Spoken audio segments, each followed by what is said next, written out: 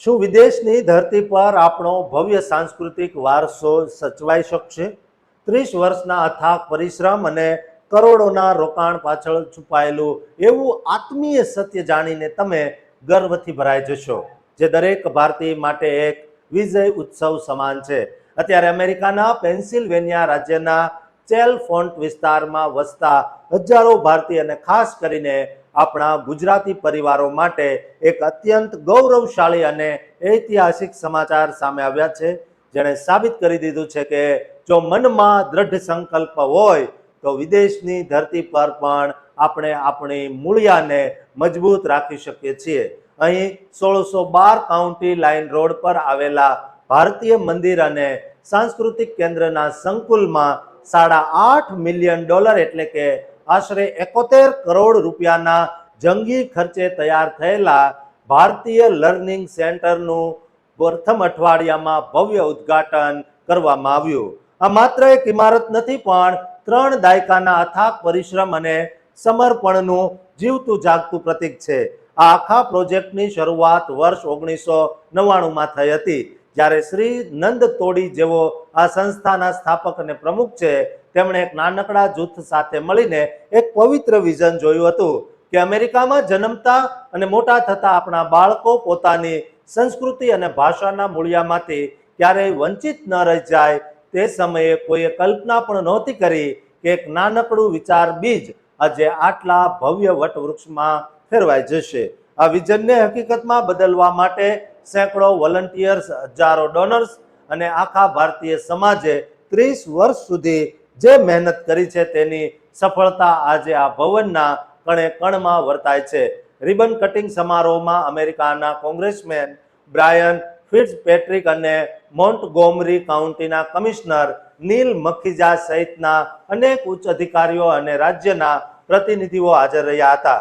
આ પ્રસંગે 300થી વધુ કોમ્યુનિટી લીડર્સ અને પરિવારોની હાજરીમાં વાતાવરણ એકદમ ભક્તિમય અને સાંસ્કૃતિક બની ગયું હતું.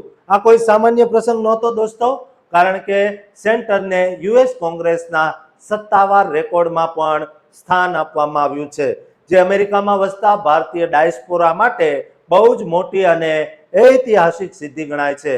કોંગ્રેસમેન ફિટ્ઝપેટ્રિકે આ સંસ્થાના અમેરિકન સમાજમાં રહેલા મહત્વ પર ભાર મૂકતા જણાવ્યું હતું કે આ સાંસ્કૃતિક કેન્દ્ર અમેરિકાની વિવિધતામાં એક સુંદર ઘરેણા સમાન છે અને તે ભવિષ્યની પેઢીઓને જોડવાનું કામ કરશે. કમિશનર નીલ મખીજાએ પણ પરિવારોને આ રીતે એકતાના તાંતણે બાંધવાની અને પોતાના વારસાને જાળવવાની આ અનોખી પહેલની બહુ જ પ્રશંસા કરી હતી. આ લર્નિંગ સેન્ટરમાં અત્યારે દર અઠવાડિયે 200થી વધુ વિદ્યાર્થીઓ અભ્યાસ માટે આવે છે અને અહીં સંસ્કૃત, હિન્દી, ગુજરાતી, મરાઠી, કન્નડ, તેલુગુ અને તમિળ એમ 7 જેટલી ભાષાઓ, ભારતીય ભાષાઓનું શિક્ષણ બહુ જ પદ્ધતિસર રીતે આપવામાં આવે છે. આ કેન્દ્રનો મુખ્ય પાયો વિદ્યા દદાતિ વિનયમના મંત્ર પર ટકેલો છે, જેનો અર્થ છે કે સાચું જ્ઞાન હંમેશા વિનય અને નમ્રતા આપે છે. તે જ વાત અહીં બાળકોના ચારિત્ર્યમાં ઉતારવામાં આવે છે. અહીં માત્ર પુસ્તકીય જ્ઞાન નહીં, પણ ભારતીય તહેવારોની ઉજવણી, વિવિધ સાંસ્કૃતિક કાર્યક્રમો અને સંસ્કારોનું સિંચન કરીને બાળકોના સમગ્ર વ્યક્તિત્વનો વિકાસ કરવામાં આવે છે. આ સેન્ટરને લોકો પ્રેમથી હોમ અવે ફ્રોમ હોમ તરીકે વર્ણવે છે, એટલે કે ઘરથી હજારો માઇલ દૂર પોતાનું એક નાનકડું ભારત, જ્યાં બાળકોને પોતાના મૂળિયા સમજવાની અને તેના પર ગર્વ વ્યક્ત કરવાની તક મળે છે.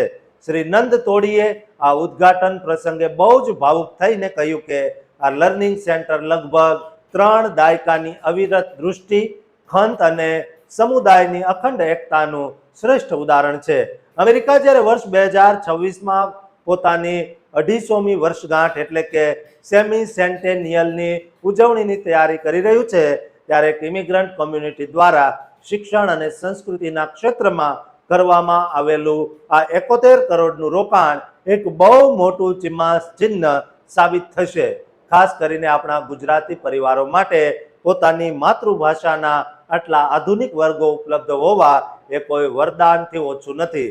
આ સેન્ટર જ્ઞાન, વિનય અને સંસ્કૃતિ અને આખા સમાજને વધુ મજબૂત બનાવશે તેવી સૌ કોઈને આશા છે. દોસ્તો, તમે અમેરિકામાં રહો છો અને તમારા બાળકોનો જન્મ ત્યાં થયો છે, તમે ઉછેર કરી રહ્યા છો, તો આ સેન્ટરમાં તમારા બાળકોને જરૂર મોકલજો, જેથી કરીને તેઓ ભારતીય સંસ્કૃતિને મજબૂતીથી પકડી રાખે.